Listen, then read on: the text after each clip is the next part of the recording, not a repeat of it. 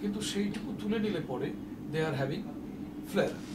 তো এটার সম্বন্ধে কারণটা কি হতে পারে? এটা একটা সেদিন আমাদের প্রশ্ন উঠেছিল।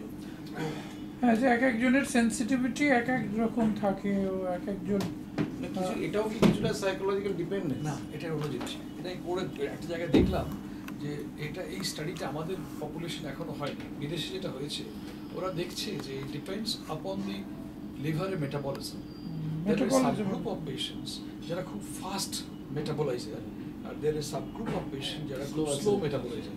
এবার সাইটোক্রোম P450 যেটা দিয়ে most of the drug metabolized হয়, সেখানে যারা ফাস্ট মেটাবলাইজার, খুব ফাস্ট মেটাবলাইজার, তাদের ক্ষেত্রে যেটা হবে তাদের ড্রাগটার ডোজ বেশি লাগবে।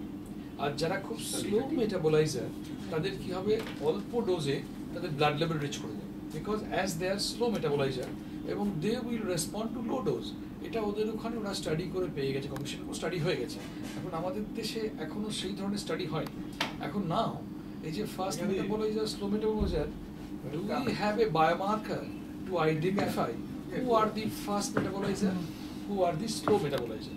Possibly সেইখানে এই ফার্মাকোজিনোমিক্স আসবে, এসে এই সাইটোক্রোম P450 জিনস সেইগুলোকে আইডেন্টিফাই করে তখন বলবে যে দিস আর দ্য পেশেন্টস যারা ফাস্ট মেটাবলাইজার, এরা এরকম ড্রাগ ডোজে রেসপন্ড করবে। এই জিনিসটা তখন তো চেম্বারে সবাই একটি করে কার্ড নিয়ে ঢুকবে, তোকে ওটা দিতে হবে, কম্পিউটারে দিয়ে দেখে দিতে হবে। মানে তখন ভাববে যে আরে এই লোকগুলো করতো কি। কিন্তু একটা ব্যাপার, আমরা urticaria patient, chronic urticaria suffering for long, এরপর হয়তো আমি হয়তো 10 ডেজে একবার একটা অ্যান্টিহিস্টামিনিক খাচ্ছি, হাফ ট্যাবলেট, সেটা কোনো ডোজই নয়।